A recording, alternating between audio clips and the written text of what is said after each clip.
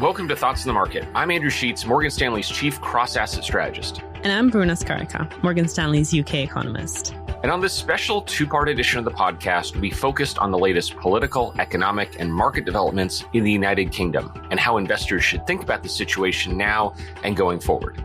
It's Thursday, October 27th at 2 p.m. in London. So, Bruna, the world's eyes have been on the UK over the last couple of months, not only because it's the world's sixth largest economy, but because it's been experiencing an unprecedented level of market volatility, and it also has had an unusually large amount of political volatility. So I think a good place to start this discussion is just taking a step back. How would you currently frame the economic challenges facing the UK? Indeed, the level of volatility has truly been historic, both in the macro space, in the market, and in politics. Now, in terms of what Prime Minister Sunak has on his tray coming into number 10, first, let me mention the fiscal challenges. Chancellor Hunt, who's currently in number 11, has already reversed nearly all the measures from the mini budget, which was the catalyst of all this turbulence. Still, there is more to come. We think another £30 billion of fiscal tightening will be needed to stabilize debt to GDP ratio in the medium term. So more austerity, which of course will be negative for growth. Now, this fiscal tightening, of course, comes in order to facilitate Bank of England's monetary tightening and help return inflation to the 2% target. The Bank of England has already hiked the bank rate to 2.25%, and we expect further hikes to come. So a lot of monetary tightening weighing on growth too. And all of this is coming in the context of a very large external shock. That is the energy price move that has led to a spike in utility bills that the state is helping to counter, but that is weighing on UK's disposable income. Given all of these challenges, how do you think the Bank of England is going to react? They have an upcoming meeting on November 3rd, and they're facing a backdrop where, on the one hand, the UK has some of the highest core inflation in the developed world, and on the other hand, it has a number of these risks to growth, which you just outlined. How do you think they try to thread that needle, and what do you think they ultimately do?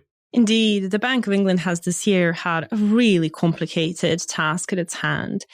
What started as the energy shock to inflation, first impacting headline inflation, then spread onto pretty much every part of the consumer basket. The Bank of England, we think, has no choice but to tighten further from here. Chief Economist Pill, in the aftermath of the mini budget, said that there will be a significant monetary response to the fiscal news and financial market volatility. As I've mentioned, the mini budget was almost entirely scrapped, volatility subsided, and so we think this significant response on November 3rd will come in the form of a 75 basis point hike. And we also see clear messaging from the Bank of England next week that this should be perceived as a one-off level shift and that the pace of tightening will slow from December, as a lot of monetary tightening has already been delivered.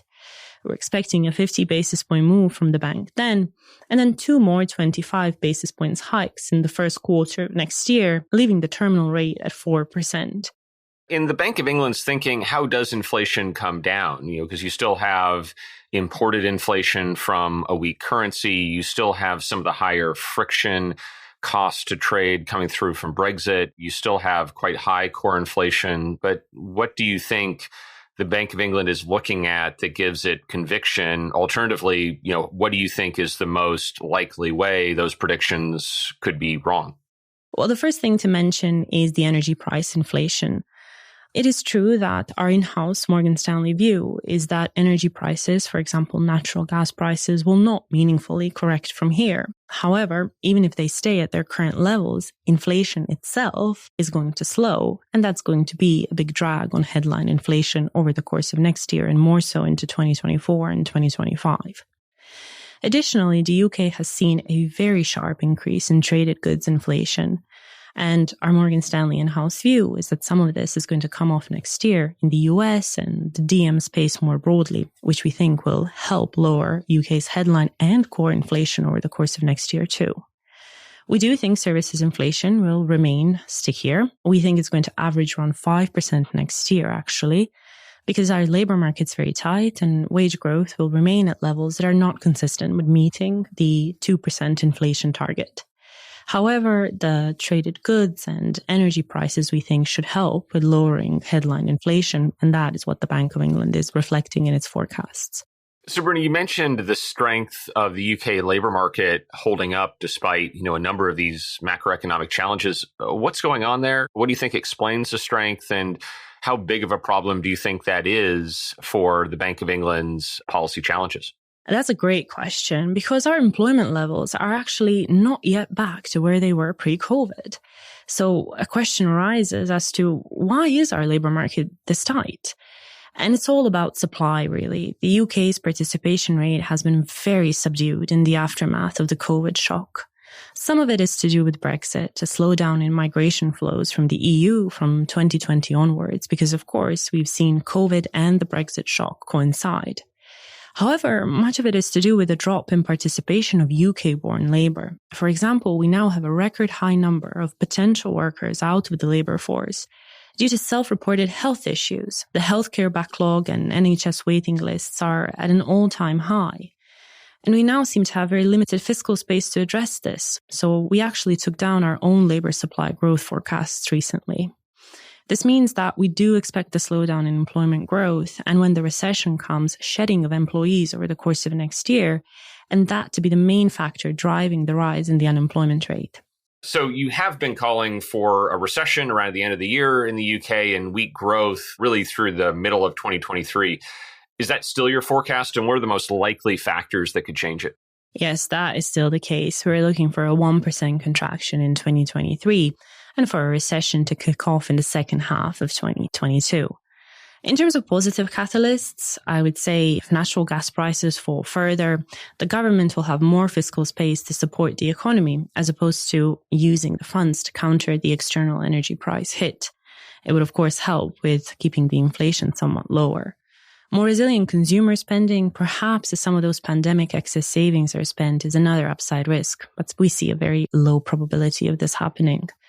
And finally, a more aggressive global disinflation, something I've mentioned when it comes to global traded goods inflation, leading to a faster return to positive real income growth. That's another factor to think about, and that would be beneficial for consumers and, of course, for overall UK GDP growth. So those are the main positive factors, I would say. Bruna, thanks for taking the time to talk. Great speaking with you, Andrew.